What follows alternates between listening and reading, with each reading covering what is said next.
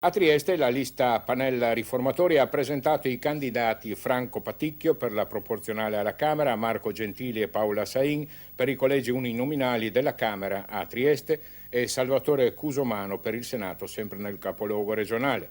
Nel corso dell'incontro sono stati inoltre esposti i punti salienti del programma. In particolare la lista Pannella si batterà per riformare il sistema elettorale in senso maggioritario, uninominale, anglosassone e per giungere all'elezione diretta del Presidente della Repubblica.